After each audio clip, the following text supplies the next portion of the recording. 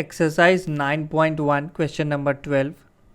From the top of a 7-meter high building, the angle of elevation of the top of a cable tower is 60 degree and the angle of depression of its foot is 45 degree.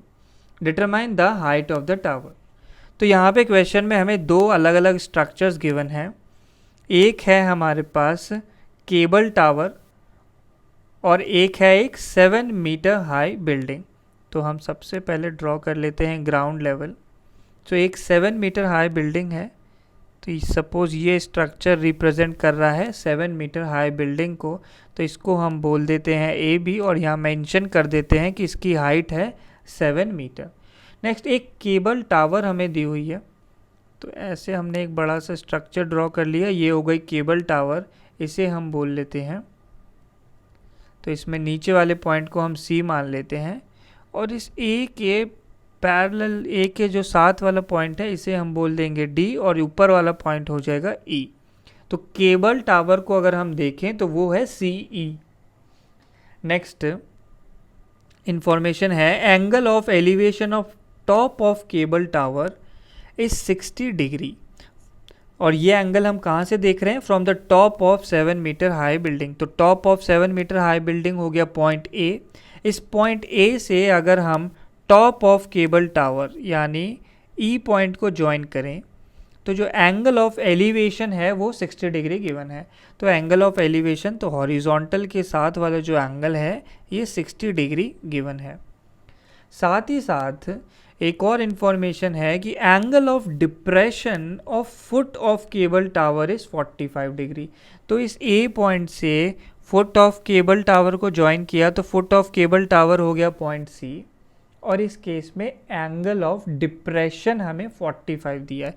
तो angle of depression इस तरीके से major किया जाता है, horizontal के नीचे बनेगा वो एंगल.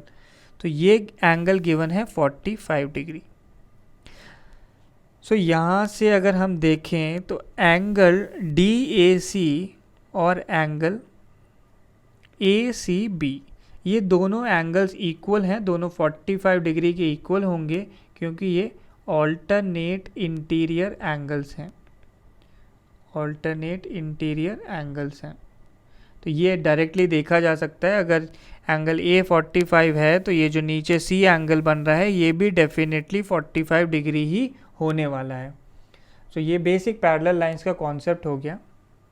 तो यहाँ पे हमें फाइनली निकालना है हाइट ऑफ टावर. तो हाइट ऑफ टावर यानी हमें सी ई लेंथ आइडेंटिफाई करना है. हाइट ऑफ टावर यानी टोटली हमें सी ई लेंथ निकालना है. और साथ हमें इंफॉर्मेशन जो गिवन है कि ए बी की वैल्यू है 7 मीटर और एंगल्स गिवन है. यही इंफॉर्मेशन है बस हमारे पास. नेक्स्ट एक और इन्फॉर्मेशन यहाँ पे ध्यान रखने वाली है कि ए बी सी डी जो है एक रेक्टेंगल होने वाला है. ए बी सी डी एक रेक्टेंगल है. तो जो ऑपोजिट साइड हैं that is side B C और side A D. Side B C और साइड ए डी ये इक्वल होंगी और ऐसे ही साइड ए बी और साइड सी डी ये भी इक्वल होने वाली हैं. और ए बी की वैल्यू हमें 7 मीटर गिवन है. इसका मतलब सी डी वैल्यू भी कितनी हो जाएगी? 7 मीटर. ये हमें ध्यान रखना है. तो यहाँ पे हम सबसे पहले कंसीडर करने वाले हैं ट्रायंगल ए बी सी को. जो नीचे वाला छोटा ट्रायंगल है इसे हम कंसीडर करेंगे. तो इस ट्रायंगल में हमें एक वैल्यू 7 मीटर गिवन है. तो हमें सबसे पहले बी सी लेंथ निकालना है. सो ये हमारा फर्स्ट बी सी लेंथ निकालने से बी सी इक्वल होगा ए डी के. तो ऊपर वाले ट्रायंगल ए डी ई में हमें ए डी मिल जाएगा तो फिर हम डी ई निकाल सकते हैं. ये पूरा प्रोसेस है सॉल्व करने का. सो सबसे पहले हमने ट्रायंगल कंसीडर करना है ए बी सी. तो ये ए बी सी ट्रायंगल है जिसमें एंगल बी 90 डिग्री गिवन है और एंगल सी हमने 45 डिग्री निकाला है. तो इस एंगल के जो सामने वाली साइड है अपोजिट साइड है ये हो जाएगी परपेंडिकुलर और इसकी लेंथ पहले ही गिवन है 7 मीटर. और इस एंगल सी की जो साथ वाली साइड है एडजेसेंट साइड बी सी है ये हो जाएगा 20. तो हम ट्रिग्नोमेट्रिक रेशो यूज़ करेंगे जिसमें परपेंडिकुलर और बेस दोनों आते हैं। सो ये बन जाएगा tan ऑफ c, क्योंकि tan का जो रेशो है वो परपेंडिकुलर अपॉन बेस के इक्वल होता है। परपेंडिकुलर यहाँ पे साइड AB है और बेस है साइड BC। एंगल C की वैल्यू गिवन है 45 degree, so tan 45 is equal to AB की वैल्यू हम लिख लेंगे 7 और डिनोमिनेटर में आ जाएगा BC। अब tan 45 की वैल्यू होती है 1, so 1 is equal to 7 upon BC, तो क्रॉस मल्टीप्लाई किया तो यहाँ से हमें मिल गया BC की वैल्यू आ जाएगी 7। तो BC की वैल्यू भी हमें 7 मिल गई है। और हमने पहले ही देखा था कि ABCD एक रेक्टेंगल है, सो BC की वैल्यू जो है AD के इक्वल थी, तो AD वैल्यू भी 7 आ जाएगी। सो अब हम ऊपर वाला ट्रायंगल ड्रॉ करने वाले हैं। तो वो ट्रायंगल ऐसे है। सो एक पॉइंट इसमें A है, 90 डिग्री वाली वर्टेक्स को हमने D पॉइंट अज्यूम किया है और ऊपर वाले पॉइंट को लिया है E, और इसमें एंगल हमें 60 डिग्री गिवन है। अभी अभी हमने AD लेंथ निकाली है, तो इसकी वैल्यू हो गई 7। तो इस 60 डिग्री के सामने वाली साइड DE परपेंडिकुलर हो जाएगी, और जो एडजेसेंट साइड AD है ये हो जाएगा बेस। तो फिर से हमें बेस की वैल्यू गिवन है, हमें परपेंडिकुलर निकालना है, तो हम फिर से tan का ही रेशो यूज़ करेंगे।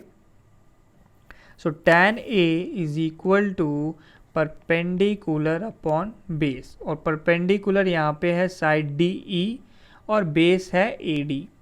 एंगल A की वैल्यू है 60 डिग्री, तो ये हो गया tan 60 degree is equal to DE upon AD। AD की वैल्यू आ गई 7, और tan 60 डिग्री इक्वल होता है √3 के, so √3 is equal to DE upon 7। So यहाँ से DE की वैल्यू मिल जाएगी हमें 7√3। सो हमें फाइनली निकालना था हाइट ऑफ केबल टावर। तो केबल टावर कुछ इस तरीके से है, इसका फुट हमें C गिवन है, टॉप पॉइंट E है और बीच में एक पॉइंट गिवन है D। सो ABCD रेक्टेंगल था, तो AB से हमने CD की वैल्यू को निकाल लिया था 7 मीटर के इक्वल, और अभी अभी हमने DE की लेंथ निकाली है 7√3। सो DE लेंथ हो गई 7√3 metre. So height of cable tower ये इक्वल है CE लेंथ के। CE लेंथ को लिखा जा सकता है CD प्लस DE। CD की वैल्यू है 7 प्लस DE की वैल्यू है 7√3 और यूनिट है मीटर। तो यहाँ से अगर हम 7 कॉमन निकाल लें तो पहले टर्म में बचेगा 1, दूसरे में बचेगा √3, तो 7 इंटू 1 प्लस √3 मीटर, ये आ जाएगी हमारे पास हाइट ऑफ केबल टावर।